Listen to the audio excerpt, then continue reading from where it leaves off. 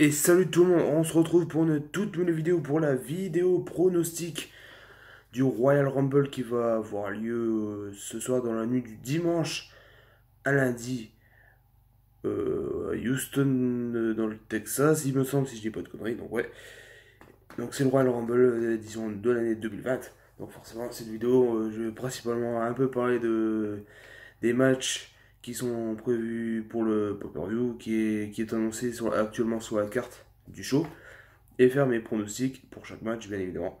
Donc vidéo pronostic et je parle un peu de ce que je pense de chaque match et de la réalité en un petit résumé pour chaque match. Donc voilà. Donc on va commencer tout d'abord avec, bon, oui, vous avez remarqué, j'ai une feuille. J'ai une feuille plus ou moins en mode brouillon afin de ne pas oublier aucun match qui est prévu sur la carte du Royal Rumble. Donc on va commencer avec le premier match. Donc c'est Andrade qui va mettre en jeu son titre de champion des États-Unis face à Humberto Carrillo. Si vous avez suivi le dernier Raw,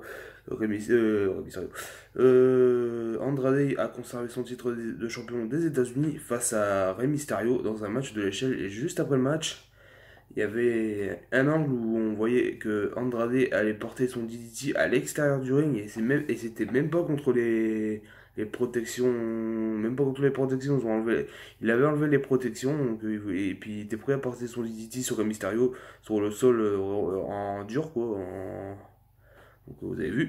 Et jusque-là, et c'est là que Humberto Carrillo intervient pour distraire Andrade. Et il avait un masque de Rey Mysterio, il l'a enlevé. Et c'est là que Andrade s'est rendu compte que derrière ce masque se cachait Humberto Carrillo. Et c'est là que ensuite c'est parti un peu en fight.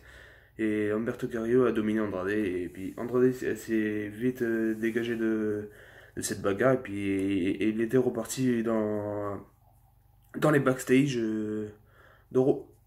Donc voilà, donc c'est là que le a annoncé que Andrade défendait son titre de champion des États-Unis face à Humberto Carrillo au Royal Rumble. Donc mon pronostic pour moi, sans surprise, Andrade conservera son titre de champion des États-Unis face à Humberto Carrillo afin de aussi peut-être poursuivre une rivalité avec Humberto Carrillo ou peut-être Rey Mysterio ou alors avec les trois. Et puis je pense que ça peut durer jusqu'à WrestleMania. On va dire, ça pourrait durer jusqu'à WrestleMania. Je pense clairement qu'on pourrait avoir un Andrade contre un Humberto Carrillo ou Rey Mysterio dans un match simple ou match triple menace pour le titre des États-Unis, potentiellement dans un match de l'échelle. Et pour le prochain match, c'est Bayley qui va défendre son titre de championne de SmackDown face à Lacey Evans. Donc si vous avez suivi un petit peu la rivalité, Lacey Evans a effectué un face turn il y a quelques semaines. Il y a une rivalité qui a tourné entre elle et Sasha Banks et Bayley. Et puis Dana Brooke, donc ils ont même tourné avec Alexa Bliss et Nikki Cross. Donc il y a quelques semaines, Nikki Cross et Alexa Bliss, ouais, ont affronté Sasha Banks et Bayley, ouais. Puis Dana Brooke et Lacey Evans dans un match par équipe triple menace. Donc le match avait été remporté par Lacey Evans et Dana Brooke. Et bien avant ce match, il y a eu la semaine d'avant ou il y a 2 semaines, je ne sais plus. Dana Brooke avait subi une attaque aux mains de Sasha Banks et Bayley, et par la suite Lacey Evans avait sauvé son ami Dana Brooke des mains de Sasha Banks et Bayley, alors que ces dernières devaient s'affronter dans un match par équipe, me semble-t-il. Et donc après il y a eu une storyline qui s'est entourée un peu qui s'est déroulée un peu avec la fille de Lacey Evans, donc tout ça j'ai vu.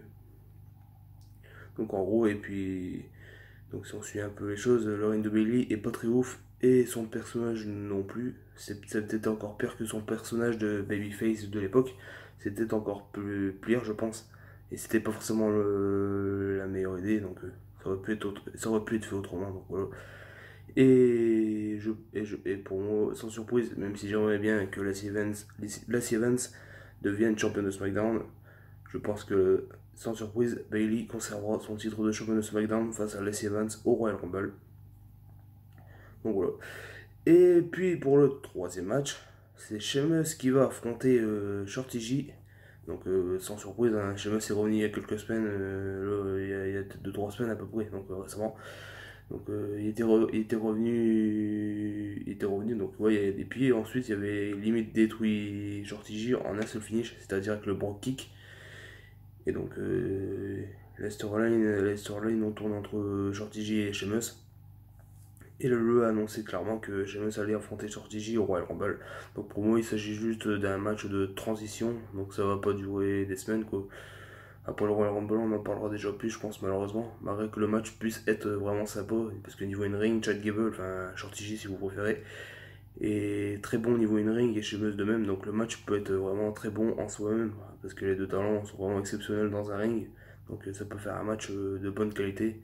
Malgré que ce match sera juste un match de transition, le temps d'un soir. Et pour moi, sans surprise, histoire rien que pour, afin de pouvoir construire correctement, de reconstruire correctement le personnage de Celtic Warrior de Gary Celt de Sheamus, et ben Sheamus remportera son match face à Shorty G afin de pouvoir être reconstruit au mieux du top que ça peut être et afin de remonter potentiellement au sommet, atteindre peut-être le titre universel du Find, pourquoi pas dans plusieurs semaines, plusieurs mois peut-être. Donc voilà, pour moi, Sheamus battra Shorty G au Royal Rumble, sans surprise. C'est juste un match de transition, de mon point de vue. Et pour le quatrième match, c'est Roman Reigns qui va affronter le King Corbin dans un Falls Count Anywhere match. Donc pour moi, je sens limite dans tous les coins qu'il y aura des interventions telles que Robert Roode ou encore Dolph Ziggler pour le côté du King Corbin ou encore les Usos pour le côté de Roman Reigns. Donc ça va se terminer où il y aura des interventions avec ces mecs-là pour défendre Corbin et Roman Reigns. Et donc je pense que dans tous les cas, vu que c'est un Falls Count Anywhere, c'est tout à fait logique qu'il y aura des interventions. Pour moi, ça pue à 1000 km/h qu'il y aura des interventions dans ce match pour les deux clans. Donc, mais malgré tout ça, je pense que ça va se terminer sur un Roman Reigns qui bat le King Corbin à l'extérieur du ring ou dans le public. Je le sens bien comme ça. Donc, et actuellement, c'est l'une des pires storylines actuellement. Donc, l'histoire du où Dolph Ziggler et King Corbin ont fait littéralement bouffer du pâté de chien à Roman Reigns. Pas très bien et pas vraiment intéressant. C'est vraiment arraché quoi. C'est juste humiliation pour le personnage de Roman Reigns quoi. Juste ça quoi. Donc c'est vraiment dommage quoi. Il aurait été plus à 1000 km quoi. Juste dommage quoi. Et pour moi, Roman Reigns battra King Corbin au Royal Rumble. Ensuite, cinquième match, Becky Lynch défendra son titre de championne de WWE Raw face à Asuka. Donc voilà, récemment, Asuka et Becky Lynch ont signé leur contrat de match pour officialiser leur match qui se déroulera au Royal Rumble, match pour le titre de championne de Raw, vous l'avez compris. Et donc durant ce segment, si vous avez un peu suivi les choses, Asuka avait littéralement craché un truc vert dont elle avait l'habitude de cracher, oui. Donc je sais plus comment ça s'appelle d'ailleurs, donc voilà. Un peu dommage, j'ai plus le nom. Et, et récemment, ouais, il y a eu ça, donc forcément. Becky Lynch avait récemment aussi affronté Kairi Sane d'ailleurs. Et, et c'était Kairi Sane qui avait remporté ce match-là d'ailleurs, me semble-t-il. Et Asuka était même restée dans le coin, elle était montée sur le poteau dans le coin du ring pour observer le match de plus près, soi-disant. Donc, après voilà, bon, ça reste une storyline plutôt cool. Bon. Donc si vous vous en souvenez un peu donc Asuka et Becky Lynch s'étaient déjà affronté au Royal Rumble l'année dernière et c'était pour le titre de championne de SmackDown, c'était au Royal Rumble même. Et Becky Lynch avait pas réussi à gagner ce match. C'était Asuka qui avait réussi à conserver son titre de championne de SmackDown face à Becky Lynch. À Becky Lynch, si vous vous en souvenez très bien. Donc voilà. Et pour moi, sans surprise, ce sera Becky Lynch qui conservera son titre. Et je la vois plus ou moins perdre son titre d'ici WrestleMania après un règne d'une durée de pratiquement un an. Donc son règne dure carrément depuis WrestleMania 35. Depuis sa victoire face à Ronda Rousey et Charlotte Flair dans un match très menace qui était pour les titres d'Euro et de SmackDown. Un winner take all l'année dernière à WrestleMania 35. Donc c'est voilà pour ce match. Becky Lynch conservera son titre sans surprise, je vous le dis.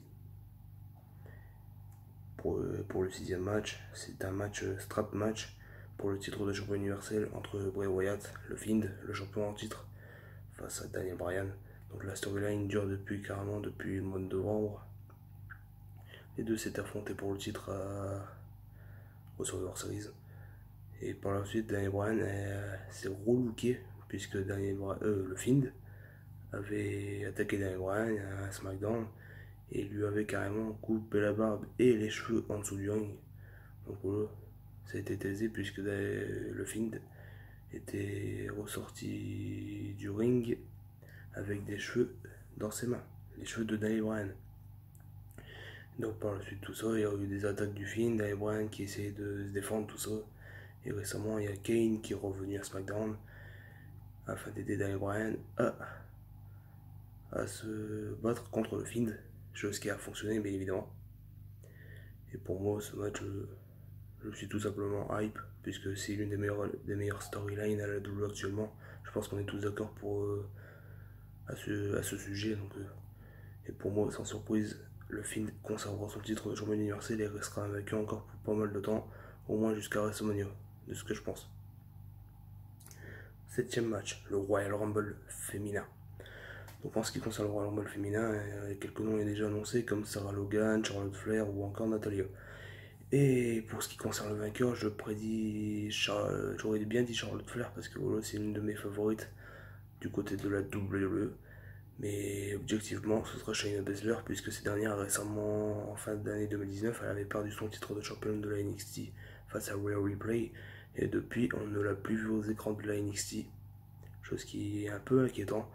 Donc je pense qu'elle va réapparaître aux écrans, mais du côté du main roster, donc au Royal Rumble ce week-end.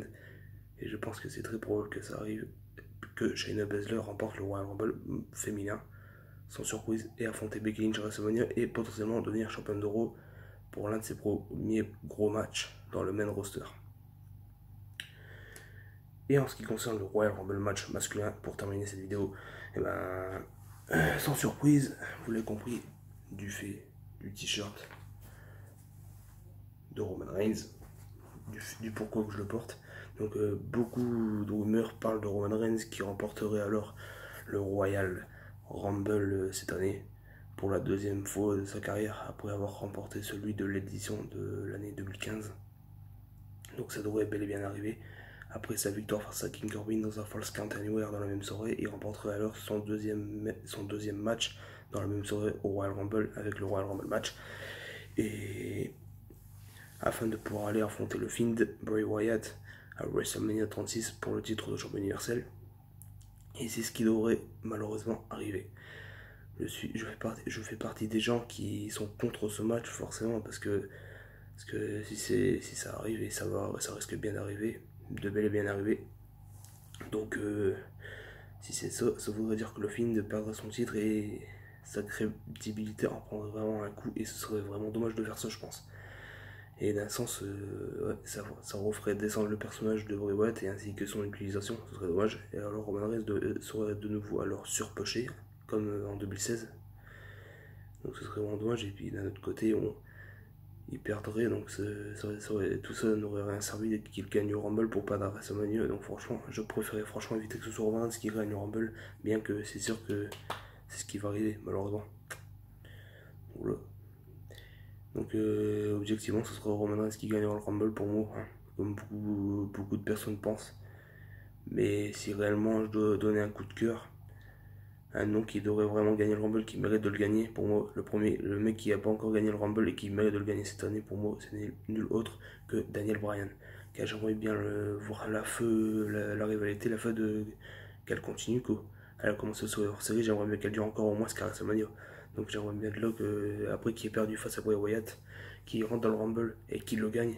Et qu'il affronte de nouveau Bray Wyatt à WrestleMania pour le titre de champion universel, potentiellement dans une plus grosse stipulation que le strap match. Peut-être dans le Hell in a Cell, pourquoi pas. Ça serait vraiment très bien, ça serait très beau. Hein. Daniel Bryan, le Fiend pour le titre universel en Hell in a Cell à WrestleMania. Après une victoire de Daniel Bryan dans le Royal Rumble match. Ça serait ouf quand même. Mais bon, la WWE en décide autrement. Ce sera pas Daniel Bryan, ce sera Roman Reigns. Donc voilà, Roman Reigns, vainqueur du Royal Rumble sans surprise. Donc voilà, n'hésitez pas à faire vous de même à faire vos pronostics pour le Royal Rumble 2020.